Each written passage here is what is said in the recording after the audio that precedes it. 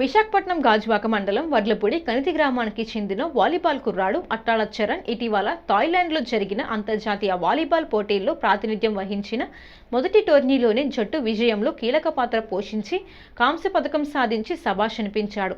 ఈ నెల 12 నుంచి 19వ తేదీ వరకు థాయిలాండ్ వేదికగా ప్రతిష్టాత్మక 2వ Asian under 16 men volleyball championship 2025 పోటీలు జరిగాయి.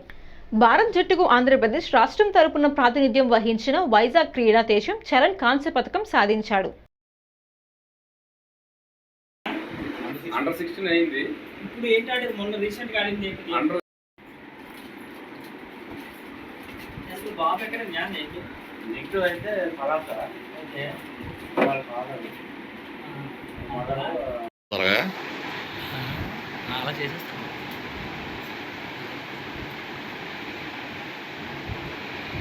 నా పేరు రవి.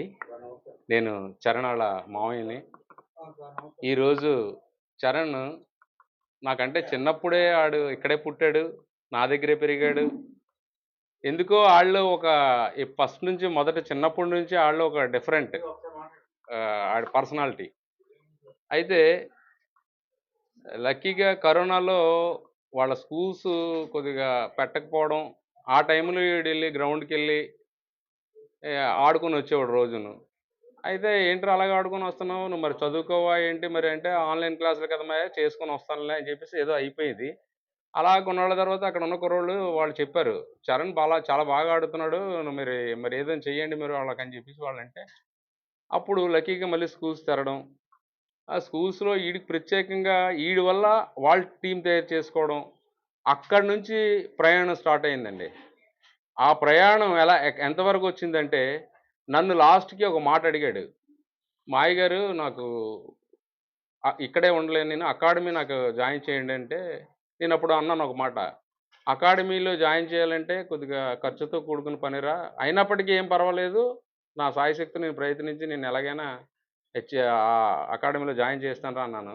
లక్కీగా అప్పుడే మన central government sports authority of India ఒక నోటిఫికేషన్ వచ్చింది మన విశాఖపట్నం పోర్ట్ స్టేడియంలో ఉంది.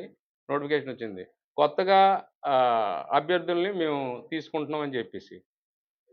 ఆ అదృష్టమో దురదృష్టమో అంటే నిజంగా చెప్తున్నా, చాలా అదృష్టం అది మాకు. చరణ్, నేను ఇక్కడ వడ్లపూడిలో ఉంటాను.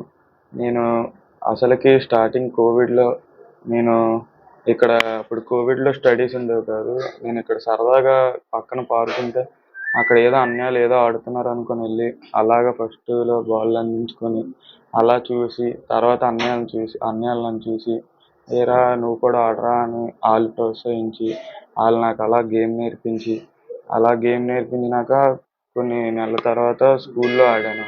స్కూల్లో సార్ నా గేమ్ చూసి స్కూల్ గేమ్స్లో అవన్నీ పాటించాం. తర్వాత ఇంకెక్కడ ఉండిపోవడం ఏంటి అనుకొని నేను మా మాయ గారిని అడిగాను, ఇక్కడ నేను ఇలాగా ఏదైనా అకాడమీలో జాయిన్ అవుదాం అనుకుంటున్నాను, మీరేమంటారంటే, మాయ అస్సలు అడ్డు రాకుండా నువ్వేమనుకుంటావు చేయరా, నేను కూడా నీ వెనకాల ఉంటానని. అప్పుడే ఒక 10 రోజుల్లో సాయి అకాడమీ అనే ఒక స్పోర్ట్స్ అథారిటీ ఆఫ్ ఇండియా అని ఆల్ ఓవర్ నోటిఫికేషన్ పడ్డది. అందులో నేను వెళ్ళడం, మా మాయ బ్యాక్ సపోర్ట్ ఉండి నన్ను అలా సెలెక్ట్ చేసి లాస్ట్ వరకు వచ్చి సెలెక్ట్ అవ్వడం, అందులోని మా కోచ్ నన్ను పట్టించుకోవడం, నాలో ఉండే టాలెంట్ని చూసి అతను కూడా నాకు సపోర్ట్ చేసి నేను ఇప్పుడు ఈ ఏషియన్ గేమ్స్కి వెళ్ళడానికి మెయిన్ కారణం మా మాయ గారు, మా కోచ్ సత్యనారాయణ సారు.